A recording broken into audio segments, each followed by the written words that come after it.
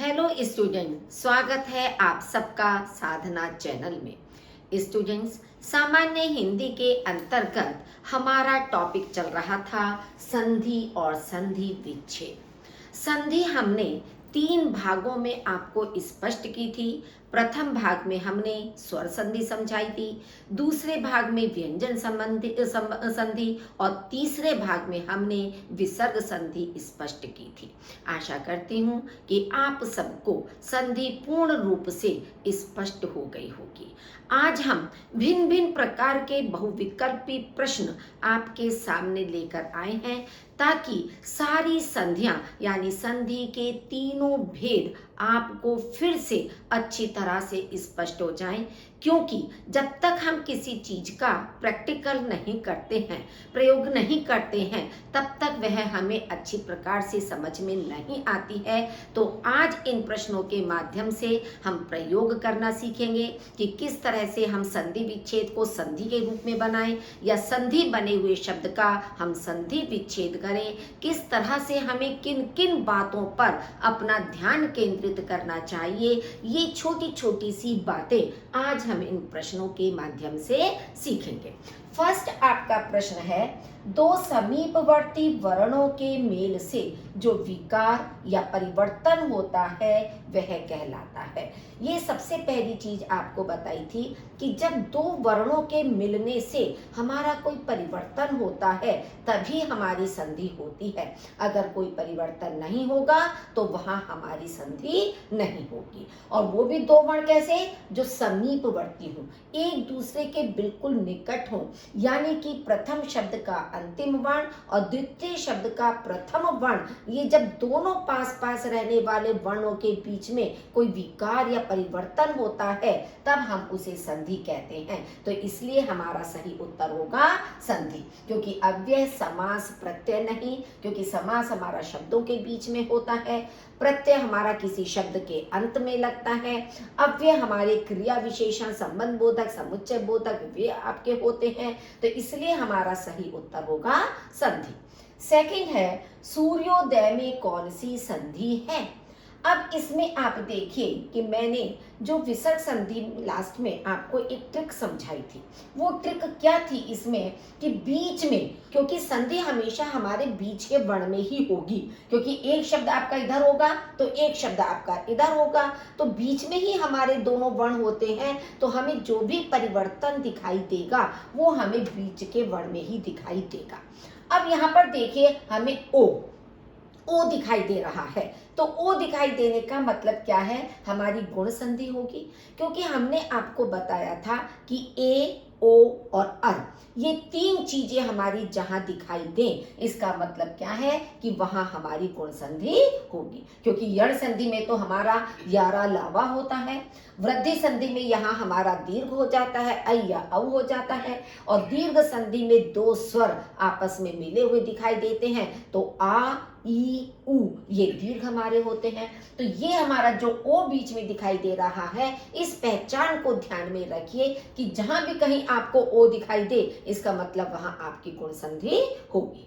Third है, प्रत्यक्ष में संधि है, दीर्घ संधि, गुण संधि, यण संधि, अयादि संधि। अब देखिए आंसर आपके सामने है यण संधि। अब यण संधि की हम पहचान कैसे करेंगे कि यण संधि में हमारा बीच में या होता है और या से पहले वाला जो वर्ण है वो हमेशा आधा होगा। इस चीज को ध्यान में रखना है कि जहां भी यण संधि होगी, चाहे या बन रहा है, चाहे आपका ला बन रहा है, चाहे वा बन रहा है, चाहे रा बन रहा है, लेकिन उससे पहले का वर्ण हमेशा आपका जब आधा होगा तो आप समझ जाइए कि वहां पर आपकी यण संधि है।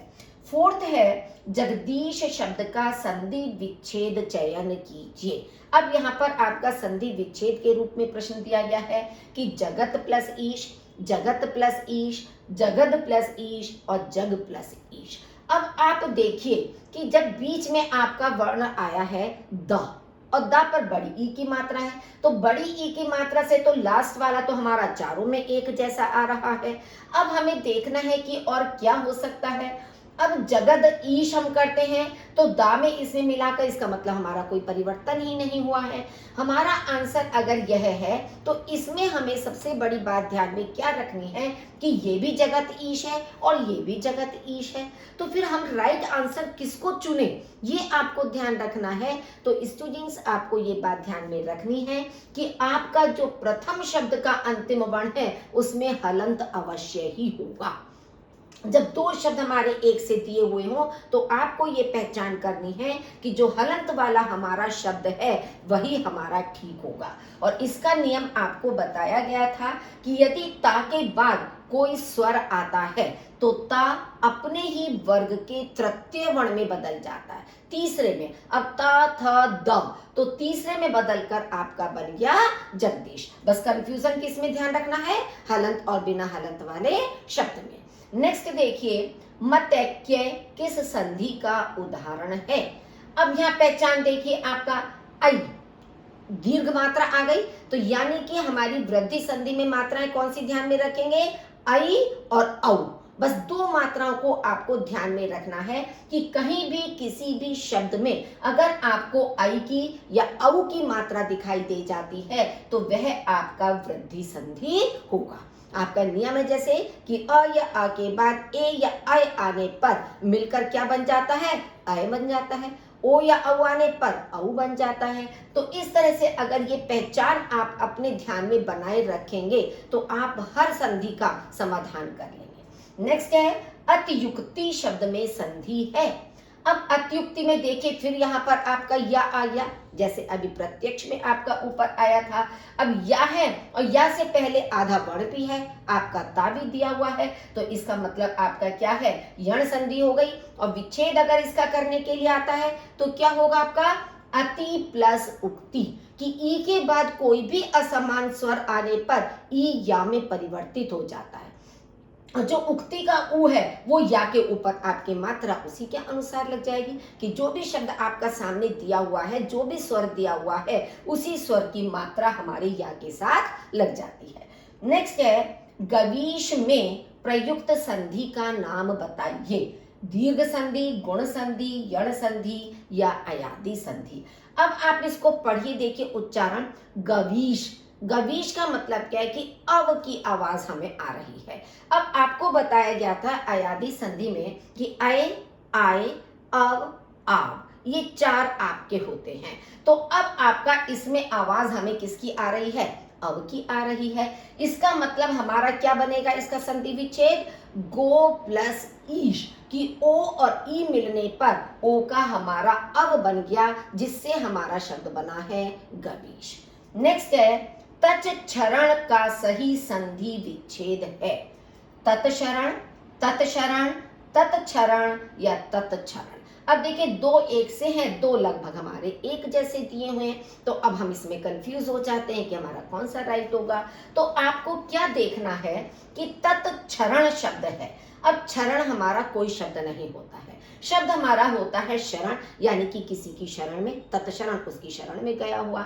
तो ये नियम आपने पढ़ा था कि यदि ता के बाद शा आए तो ता चा में परिवर्तित हो जाता है और शा छा में परिवर्तित हो जाता है। तो ये नियम आपका यहाँ पर लगता है, तो ये नियम ध्यान में रखिए। अब हमारे ये दो एक से हैं, तो इससे पहले आपको पहचान बताई थी कि व्यंजन संधि में नीचे हलंत होना आवश्यक है प्रथम शब्द के अंत में। तो इसलिए ये दोनों ऑप्शन एक जैसे होने के बावजूद भी आपका ये वाला विकल्प सही होगा।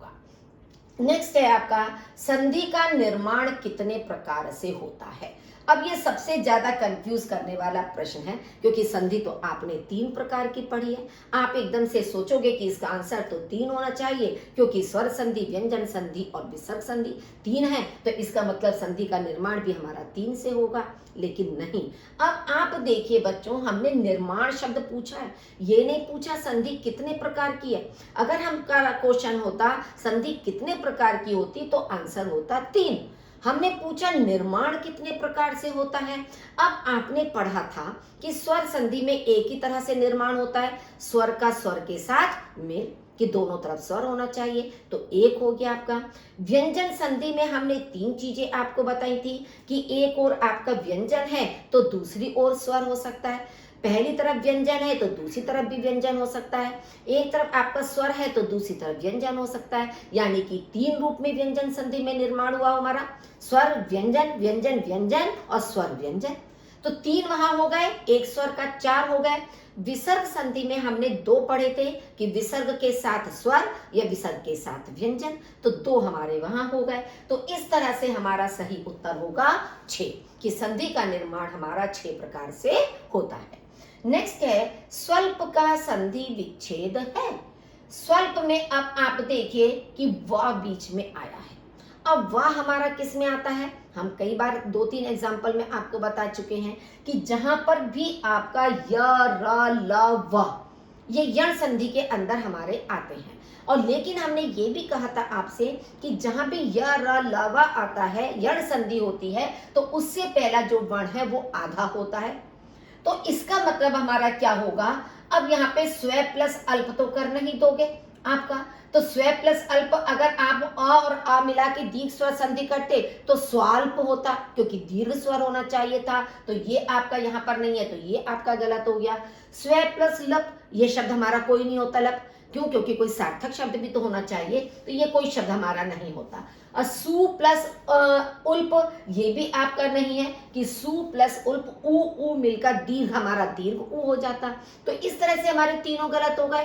अब हमारा सही क्या है, सु प्लस अल्प, क्योंकि यण संधि में हमने नियम पढ़ा था कि उ के बाद यदि कोई भी असमान स्वर यानी उ से अलग हटकर अस्वर आया है तो उ वा में परिवर्तित हो जाता है। तो ये उ आपका वा में परिवर्तित हो गया और वा से पहला वाला वर्ण आपका आधा हो गया। तो इसलिए ये हमारी संधि, अगर संधि का पूछा जाता नाम तो ये हमारी यण संधि होती। नेक्स्ट है सुबंत का संधि विच्छेद होगा। शुभ प्लस अंत, कि बा का हलंत हटका तो आ हमारा इसमें मिल जाएगा, तो क्या सुबंत हमारा ऐसे बन जाएगा, या सुप प्लस अंत, सुप प्लस आंत, सूप प्लस अंत। अब देखिए सूप प्लस अंत तो हमारा बिल्कुल वैसे भी नहीं बनेगा क्योंकि सुबंत में छोटे उ की मात्रा है। अब सुप प्लस आंत, तो यहाँ पर हमारा सुबांत भी नहीं है। अगर यहाँ पर बा के बाद आ की मात्रा होती तो सुप प्लस आंत हो सकता था, तो ये भी हमारा इस तरह से गलत हो गया है। अब हमने नियम क्या पढ़ा था कि पा के बाद यदि कोई स्वर आता है तो पा अपने ही वर्ग के तृतीय वर्ण में बदल जाता है। अब जैसे पा फा बा, तो ये तीसरा वर्ण हो गया बा, तो पा का परिवर्तन बा में होने से हमारा शब्द बनेगा सुबंत। अब ये जो आ है ये पा को पूरा कर देगा, बा को पूरा कर देगा, क्योंकि आधा ही बा तो बनेगा हमारा तृतीय वर्ण, तो आ हमारा बा में मिलकर पूरा बा कर दिया और इस तरह से हमारा शब्द बन गया सुबंत। नेक्स्ट है परिष्कृत शब्द में संधि है। स्वर संधि, व्यंजन संधि, विसर्ग संधि या कोई नहीं। देखिए 2-3 तरह से क्वेश्चंस आपके आते हैं।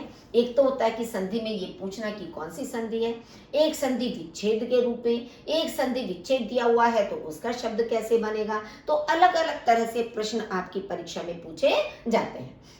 अब इसमें आपकी विसर्ग संधि है, क्यों, क्योंकि परही प्लस कृत ये आपका संधि विच्छेद होगा कि विसर्ग के बाद का आने पर विसर्ग शा में परिवर्तित हो जाता है। तो विसर्ग का जब शा बन गया तो ये हमारी संधि हो गई विसर्ग संधि। नेक्स्ट है आपका परिणय का संधि विच्छेद होगा। परि अनय, परिणय, परि आनय, परिणय। अब देखिए परिणय इसलिए नहीं हो सकता, मतलब आप इस तरह से जब सॉल्व करते हैं तो जो आपको लगता है कि बिल्कुल हो ही नहीं सकता उसको काटते चले जाया करें। अब परी में यहाँ बड़ी ई की मात्रा लगी है जबकि यहाँ छोटी ई की मात्रा है, तो ये तो वैसे ही आपका रॉन्ग हो गया। अब परी प्लस आने, आने के लिए यहाँ कोई आ की मात्रा कहीं नहीं है तो परी ना आने भी नहीं हो सकता आपका।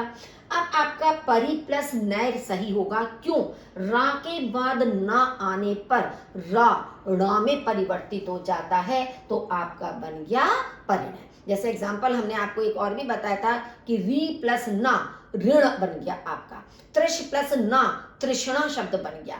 तो इस तरह से रा के बाद जब ना आता है तो रा में परिवर्तित हो जाता है। यजुर्वेद का संधि विच्छेद है। अब यजुर्वेद यजु प्लस वेद। अब देखिए इस तरह से वा के ऊपर रा यहाँ पर नहीं आता है। यहाँ तो वा के ऊपर रा इसलिए है क्योंकि हम यजुर्वेद, रा की आवाज जो हमारी आ रही है वो नेक्स्ट वर्ण के ऊपर आती है। लेकिन जब अगर हमने दो शब्दों में इसको विभक्त कर दिया तो यहाँ पर हम इसका उच्चारण ठीक से नहीं कर सकते, तो ये आपका गलत हो गया। अब यजु में छोटे ऊ की मात्रा है तो बड़े ऊ की मात्रा वाला भी आपका गलत हो गया। अब यजुर्वाद क्यों नहीं हो सकता? क्योंकि वेद है, वाद शब्द नहीं है। तो स्पष्ट हमें दिखाई दे रहा है कि तीनों ऑप्शन तो हमारे गलत हैं। हमारा सही होगा यजुर्वेद, क्योंकि विसर्ग के बाद अंतस्थ व्यंजन आने पर विसर्ग का रा हो जाता है और रा हमेशा हमारा अन्य वाले जो नेक्स्ट वर्ण होता है उसके ऊपर आता है। इनमें से किस शब्द में यण संधि है? दंतोष्ठ, वसंतर्तौ, देव्यागम या मदोन्मत्त। अब दंतोष्ठ देखिए बीच में दीर्घ औ दिया हुआ है तो इसका मतलब क्या है? ये तो हमारी वृद्धि संधि हो गई। अब वसंतर्तौ कि वसंत प्लस ऋतु की आ या आ के बाद री आने पर अर हो जाता है तो ये हमारी गुण संधि हो गई। अब मदोन्मत्त, मद प्लस उन्मत्त, ये भी गुण संधि हो गई कि आ और उ मिलने से देखिए ओ की मात्रा हमें दिखाई दे रही है, ये भी गुण संधि हो गई। तो देव्यागम, क्योंकि देवी प्लस आगम शब्द से बना है कि ई के बाद आ आने पर या बन गया और या से पहला वाला वर्ण आपका आधा हो गया, तो ये यण संधि का एग्जाम्पल है। निम्नलिखित शब्दों में से किसमें स्वर संधि है? तपोगुण, रामायण, अतैव, सज्जन। अब स्वर संधि पूछा है। आप कहोगे कि तपोगुण ओ की मात्रा हमें दिखाई दे रही है तो इसका मतलब ये भी हमारी स्वर संधि हो सकती है, क्योंकि हम इतनी देर से बार बार आपको बता रहे हैं कि गुण संधि में ओ होता है। लेकिन ये चीज ध्यान रखिए बच्चों, तपो गुण है तो ये तप और गुण जब अलग अलग हैं तो इसमें ऊ तो है ही नहीं। गुण संधि में तो अगर एक स्वर और दूसरा ओ होगा तभी अ और उ मिलने पर ओ बनता है, तो उगुण शब्द तो है नहीं हमारा, तो इसका मतलब ये स्वर संधि है ही नहीं, ये तो विसर्ग संधि है। तपह प्लस गुण, अतः, अतः प्लस एव होता है, विसर्ग का लोप होकर ये भी हमारी विसर्ग संधि है। सत प्लस जन, ये व्यंजन संधि है, ता का जा में परिवर्तन हो गया। तो हमारा स्वर संधि क्या है? रामायण। कैसे होगा इसका विच्छेद? राम प्लस अयण। अयण कहते हैं हम चरित्र को, कि राम का चरित्र जिसमें बताया गया है वो रामायण होता है। तो राम और अयन, क्योंकि ना तो णा में परिवर्तित हो जाता है फिर, तो राम में अ और अयन में अ मिलकर दीर्घ आ बन गया, तो ये हमारी स्वर संधि होगी। नेक्स्ट है निराश्रय शब्द का संधि विच्छेद चयन कीजिए। निरा प्लस आश्रय, निर प्लस आश्रय, नी प्लस आश्रय या निहि प्लस आश्रय। अब विसर्ग के बाद आ आने पर विसर्ग रा में परिवर्तित हो जाता है, तो इसलिए निराश्रय का सही विकल्प आपका होगा निहि प्लस आश्रय। नेक्स्ट है आपका 18, बालोचित शब्द का संधि विच्छेद होगा। अब यहाँ पर देखिए कि फिर हमें एकदम ओ की मात्रा दिखाई दे रही है। अब इसका विच्छेद करके देखते हैं, क्या बालो प्लस चित हो सकता है? नहीं, क्योंकि गुण संधि में दूसरी ओर ऊ होना हमारा आवश्यक है। बाला प्लस चित, अगर बाला प्लस चित करते हैं तो ओ हमारा किससे बनेगा? वो नहीं बन सकता, क्योंकि ओ हमारा दो ही जगह बनता है बस। या तो हमारा बनता है कि बाल प्लस उचित की अ और ऊ मिलने पर ओ बनता है, या ओ हमारा कब बनता है? विसर्ग संधि में। जैसे मनहा प्लस योग मनोयोग बन गया, तपहा प्लस गुण तपो गुण बन गया, मनहा प्लस रथ मनोरथ बन गया। तो सिर्फ ये याद रखिए कि ओ हमारा पूरी संधि में सिर्फ दो जगह होता है, या तो विसर्ग संधि में या स्वर संधि में। और स्वर संधि में ऊ का होना जरूरी है, क्योंकि स्वर स्वर के बीच में वो होता है अंतर, तो इसलिए हमारा होगा बाल प्लस उचित। नेक्स्ट है पावन का संधि विच्छेद होगा। पा प्लस वन, कि हमने सीधा सीधा कर दिया, पा को अलग कर दिया, वन को अलग कर दिया, ये गलत हो गया। इसमें कोई परिवर्तन तो हुआ ही नहीं हमारा, क्योंकि हमें तो परिवर्तन भी देखना है ना। अब प प्लस आवन, ये भी अ और आ मिलकर तो दीर्घ स्वर संधि हो जाती फिर आपकी। अब आपका बनेगा देखिए पावन, आव की आवाज आ रही है। आव की आवाज किस में आती है? अयादी संधि में। आए, आए, अव, आव। अब आव की आवाज जब आ रही है तो इसका मतलब हमारा क्या है कि औ प्लस अन से पावन बनेगा। अगर हम इसको करते पो प्लस अन तो इससे हमारा पवन बनेगा, अव होगा, तो ये पवन बनेगा और औ से हमारा पावन बनेगा। समुद्रोर्मी का सही संधि विच्छेद क्या है? अब देखिए फिर ओ की मात्रा हमारी आ गई है। अब ओ की मात्रा में इन सब में आपको देखिए कि समुद्रहा प्लस उर्मी, समुद्रो प्लस उर्मी, यहाँ पर तो समुद्रहा प्लस उर्मी है तो आपका नहीं होगा कि विसर्ग के बाद ओ आपका इस तरह से नहीं होगा। क्यों? क्योंकि ओ के लिए आपका किसी भी वर्ग का तृतीय चतुर्थ पंचम वर्ण होना चाहिए या अंतस्थ व्यंजन होना चाहिए। तो ना तो ये तीसरा चौथा पांचवा वर्ण है और ना ही ये अंतस्थ व्यंजन है, तो इसलिए समुद्रहा उर्मी नहीं हो सकता। समुद्रो उर्मी ओ तो हमें दिखाना है परिवर्तन, तो ये भी नहीं हो सकता। तो मेन आपका क्या है? समुद्र प्लस उर्मी की अ और उ मिलने से ओ आपका बना है, ये आपका हो जाएगा गुण संधि। नेक्स्ट है साहित्येतर का संधि विच्छेद क्या होगा? अब बीच में देखिए आपको ए की मात्रा दिखाई दे रही है। ए की मात्रा हमने किसमें बताई थी? गुण संधि में, कि गुण संधि में ए, ओ और अर ये तीन आपके होते हैं पहचान के वर्ण। अब साहित्य उतर, अब उतर से नहीं, क्योंकि नियम क्या है कि ई के बाद वो आ या आ के बाद ई या ई होना चाहिए तो हमारा ए बनता है। तो आ के बाद ये ऊ है, ई नहीं है, तो ये गलत आपका हो गया। ये आ और ई तो है लेकिन यहाँ पर इतर शब्द हो गया और जबकि है तर केवल, तो ये दो ता वाला जो है ये गलत हो गया हमारा। फिर साहित्य प्लस ईतर, ईतर शब्द नहीं है क्योंकि इतर है, ए की मात्रा है आपकी, बड़ा ई नहीं है, तो आपका सही होगा साहित्य प्लस इतर, यानी कि दूसरा साहित्य, साहित्य से अलग। तो साहित्येतर शब्द हमारा इससे मिलकर बना है। नेक्स्ट है मट्टिका का संधि विच्छेद क्या होगा? मट्टिका में मट प्लस टीका, मत प्लस टीका, मच प्लस टीका या मद प्लस टीका। अब मट्टिका में है तो मद प्लस टीका का दागा तो कहीं इसमें कोई अर्थ ही नहीं आ रहा आपका, ना ही आपका चा से इसमें कोई लेना देना है। अब आपका बचता है कि मट प्लस टीका या मत प्लस टीका। अब हम इसको कैसे समझेंगे? क्योंकि ता में आधा है तो आप इसको भी सही समझ सकते हो और यहाँ पर ता है, तो नियम आपका ये कहता है कि ता के बाद यदि टा आता है तो ता में ही परिवर्तित हो जाता है।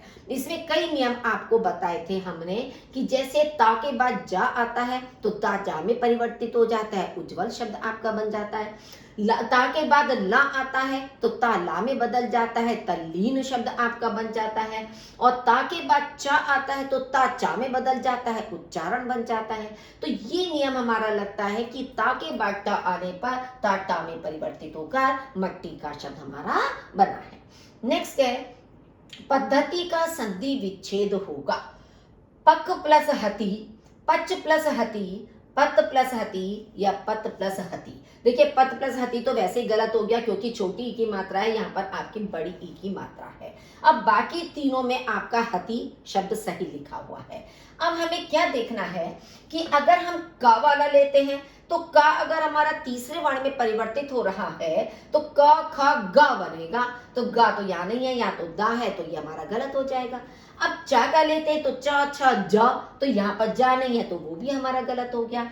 अब क्या है कि पत प्लस हति, कि ता के बाद यदि हा आता है तो ता दा में परिवर्तित हो जाता है और हा धा में परिवर्तित हो जाता है। दोनों परिवर्तन होते हैं, ता में भी और हा में भी, तब हमारा शब्द बनता है पद्धति। इसी तरह से बनता है उद्धरण, उत प्लस हरण, उद्धरण शब्द आपका बन जाएगा। तो ता का दा में और हा का धा में परिवर्तन होता है। नेक्स्ट है दुष्चरित में कौन सी संधि है? स्वर संधि। अब स्वर संधि तो आपकी है नहीं क्योंकि कोई दो स्वर तो मिल नहीं रहे हैं। व्यंजन संधि, विसर्ग संधि या कोई नहीं, कोई नहीं भी आपका गलत हो जाएगा। व्यंजन में आपका व्यंजन होना चाहिए जबकि दू में आपका स्वर दिया हुआ है, व्यंजन इस तरह से नहीं है। तो मेन आपकी विसर्ग है दुहु प्लस चरित।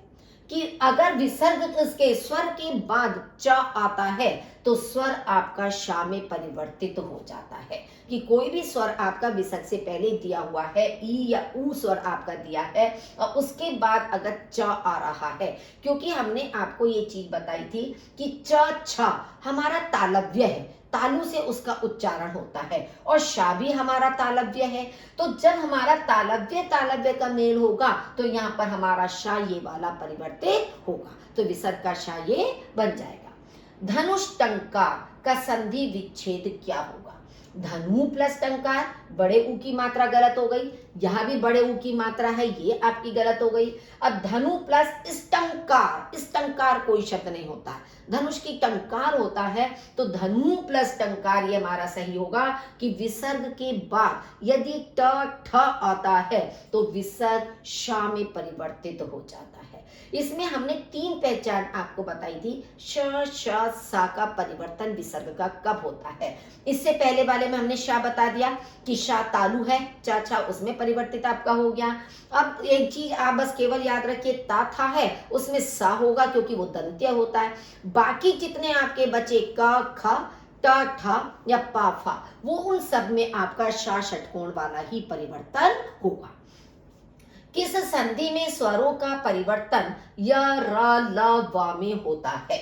गुण संधि, वृद्धि संधि, अयादि संधि या यण संधि? बच्चों ये यण संधि में होता है क्योंकि कई एग्जाम्पल आपके इस तरह के ऊपर आ चुके हैं कि यण संधि में ई के बाद कोई असमान स्वर आने पर य र ल में परिवर्तन होता है। ई के बाद आएगा तो या बनेगा, आपका री के बाद आएगा तो रा बनेगा, ली के बाद असमान स्वर आएगा तो ला बनेगा और ऊ के बाद असमान स्वर आएगा तो आपका वा बन जाएगा। तो ये यण संधि के अंदर परिवर्तन होता है। मृगेंद्र शब्द में कौन सी संधि है? अब देखिए मृगेंद्र में फिर आपको बीच में ए दिखाई दे रहा है। इससे पहले भी अभी हमने एक जगह आपको बताया था कि जहां भी ए की मात्रा दिखाई दे तो समझ जाइए ये आपकी गुण संधि है, क्योंकि यण संधि का तो अभी आपको तुरंत बताया था, यारा अलावा बताया था। अयादि संधि में आए आए अव आव होता है। दीर्घ स्वर संधि में यहाँ पर दीर्घ स्वर होना चाहिए, चाहे आई की मात्रा हो 2 मात्राएं या आपकी औ की मात्रा हो, तो ये 1 मात्रा है तो आपका गुण स्वर संधि होगा। नेक्स्ट है अद्यैव शब्द में कौन सी संधि है? वृद्धि संधि, तो यहाँ पर देखिए 2 मात्राएं आपको दिखाई दे रही हैं, तो वृद्धि, वृद्धि का मतलब होता है बढ़ी हुई दीर्घ मात्रा है, तो ये आई की मात्रा होने से आपका वृद्धि संधि है। दीर्घ संधि में केवल आ ई ऊ केवल 3 दीर्घ होते हैं, उसमें ये आई की मात्रा नहीं होती। यण में यारा अलावा और गुण में ए और ओ अर होता है। रीति प्लस अनुसार की संधि होगी। रीति अनुसार, रीति अनुसार, रीत्यनुसार या रीत्यानुसार। अब आप देखिए रीति अनुसार, अब ये अ क्या ई में मिल सकता है? नहीं मिल सकता अ ई में, तो ये आपका गलत हो गया। अब रीति अनुसार, यहां भी अ जो अनुसार दिया है तो वो भी आपका यहाँ पर नहीं मिल रहा है, तो ये भी गलत हो गया। अब हमारे सामने बचते हैं 2 विकल्प, रीत्यनुसार या रीत्या अनुसार। अब यहाँ पर क्योंकि ई के बाद छोटा ह्रस्व आ है तो इसलिए हमारा यह बनेगा कि अनुसार, रीत्यानुसार जो अ है वो ता का या ई का या बनने पर उसके अनुसार उसमें मिल गया, क्योंकि या तो आपका आधा हो गया, ई का जब छोटी ई की मात्रा है अब वो या में परिवर्तित हुआ तो या आधा हुआ, तो ये अ अनुसार जो शब्द है हमारा वो या में मिल गया और इससे पहले का वर्ण आपका आधा हो गया, तो ये आपकी यण संधि बन गई। छात्रावास का सही संधि विच्छेद है। छात्र आवास, आवास कोई शब्द नहीं होता, आवास होता है जहां रहने की जगह होती है छात्रों की। छात्र जहां पर रहते हैं उसे छात्रावास कहते हैं, तो आवास शब्द नहीं होता है। छात्रे आवास, छात्रे शब्द भी नहीं होता है।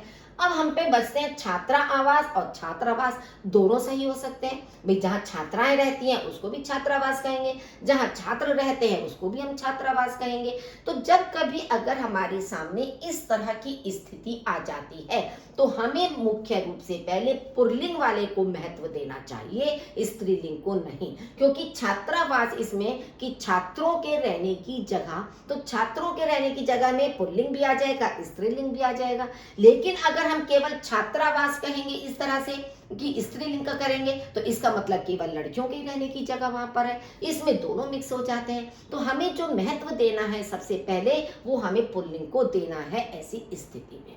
नेक्स्ट है कवींद्र का संधि विच्छेद होगा।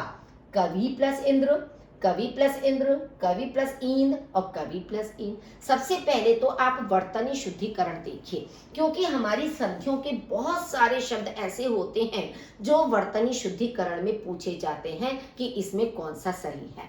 तो आपको क्या पहचानना है कि कवि में कभी भी बड़ी ई की मात्रा नहीं लगती है, तो जिसमें बड़ी ई की मात्रा लगी तो ये दोनों तो हमारे वैसे ही गलत हो गए। अब बचे हमारे पास दो। अब जब कवींद्र शब्द है तो इसमें ईंद शब्द, तो ईंद तो वैसे गलत हो गया, तो इसका मतलब क्या है कि ये कवि प्लस इंद्र हमारा ठीक होगा कि ई और ई मिलने से दीर्घ ई बन गया है, तो बड़ी ई की मात्रा यहाँ पर हमारी लगी है। नेक्स्ट है पर्यटन में मुख्य संधि है। अब पर्यटन में फिर देखिए या आ गया। अब आप ये सोचोगे कि या से पहले हमें कोई आधा वर्ण तो दिखाई दे नहीं रहा है और मैडम बार बार कह रही हैं कि आधा वर्ण होगा यण संधि में। तो यण संधि में आप देखिए आधा जो वर्ण है वो रा है। जो आधा रहा है तो वो उच्चारण करने पर हमेशा ऊपर यानी कि दूसरे वर्ण के ऊपर लग जाता है। तो ये आधा रा होने से पर्यटन या आपका बना है, तो ये आपकी यण संधि होगी। नेक्स्ट है उच्छिल का संधि विच्छेद क्या होगा। उच्छिल, उत प्लस चिल, उत प्लस छिल, उच्च प्लस छिल या कोई नहीं। देखिए ता के बाद छ आने पर ता चा में परिवर्तित हो जाता है, तो ये नियम हमारा जब लगता है तो हमारा सही विकल्प होगा उत्छिल। चिल नहीं होगा कि चा भी आप छा में परिवर्तित कर दो और ता को चा में परिवर्तित कर दो, कि अगर ता के बाद चा या छा आपका आ रहा है तो ता आपका चा में परिवर्तित हो जाता है। निधि में संधि होगी स्वर संधि, व्यंजन संधि, विसर्ग संधि या कोई नहीं। अब आप देखिए कभी कभी कंफ्यूज करने के लिए इस तरह का शब्द भी पूछ लिया जाता है। अब आपको क्या यहाँ पर कोई परिवर्तन दिखाई दे रहा है? भाई नी अलग आपका हो गया, धी अलग हो गया, हमें यहाँ कोई परिवर्तन नहीं दिखाई दे रहा। और जब कोई परिवर्तन ही नहीं होगा तो वहां संधि ही नहीं होगी, तो इसलिए हमारा सही उत्तर होगा कोई नहीं, यानी यहाँ पर हमारी कोई भी संधि नहीं है। निम्न में से दीर्घ संधि युक्त पद कौन सा है? महर्षि, देवेंद्र, सूर्योदय या दैत्यारी। दीर्घ संधि पूछी है उन्होंने, दीर्घ स्वर संधि। अब महर्षि तो हमारा गुण संधि है, महा प्लस ऋषि से बना है। देवेंद्र देव प्लस इंद्र से बना है, ये भी गुण संधि है, ए में परिवर्तन हो गया। सूर्योदय सूर्य प्लस उदय, ओ की मात्रा, ये भी गुण संधि है, तो ये भी गुण संधि। ये तीनों हमारे गुण संधि के एग्जाम्पल हैं। केवल हमारा दीर्घ संधि का क्या है? दैत्य प्लस अरि। तो दैत्य में अ और अरि में अ, तो अ मिलकर दीर्घ आ बन गया, तो इसमें आ की मात्रा लग के दैत्यारी शब्द हमारा बना है। अन्वय का सही संधि विच्छेद है अनु प्लस आए, अनु प्लस आए, अनु प्लस आए या अनु प्लस आए। अब आप देखिए कि अन्वय कि ऊ या ऊ के बाद कोई असमान स्वर आने पर ऊ व में परिवर्तित हो जाता है, यानी कि हमने यण संधि में अभी आपको बताया था। तो यहाँ पर अनु बड़े ऊ की मात्रा नहीं होगी क्योंकि आए आपका इस तरह से, ये छोटा जो ऊ है अनु प्लस आए कि ऊ के बाद अ असमान स्वर आने पर ऊ वा में परिवर्तित हो गया, और वा से पहला वाला ना देखिए आपका आधा हो गया, क्योंकि यण संधि की सबसे बड़ी पहचान हमारी यही है कि या वा से पहले वाला वर्ण हमारा आधा होता है, तो इसलिए अनु प्लस अय हमारा सही विच्छेद होगा। नेक्स्ट है निम्नलिखित में एक शब्द संधि की दृष्टि से अशुद्ध है, उस शब्द का चयन कीजिए। मतलब संधि की दृष्टि से उसमें कोई नियम लागू नहीं हो रहा, उसमें हमारा अशुद्ध है। अब तथैव तो हमारा ठीक है, तथा प्लस एव से हमारा तथैव बन गया, वृद्धि संधि हो गई। तथा प्लस अपि से तथापि बन गया, दीर्घ स्वर संधि हो गई।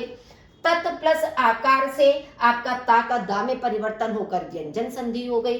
अब तदोपरांत कि तद प्लस उपरांत ये हमारा गलत है, क्योंकि तदोपरांत ये हमारा कोई शब्द इस तरह से नहीं बनता है। तो संधि की दृष्टि से ये हमारा गलत है, क्योंकि द इसमें लास्ट में जो है, द हमेशा हमारा हलंत में होगा, स्वर नहीं है यहाँ पर, क्योंकि उपरांत में तो ऊ स्वर आ रहा है। लेकिन अगर यहाँ पर हम तद करते हैं तो तद में जब नीचे हलंत आपका दिया हुआ होगा तो उसमें कोई भी स्वर आपका नहीं है।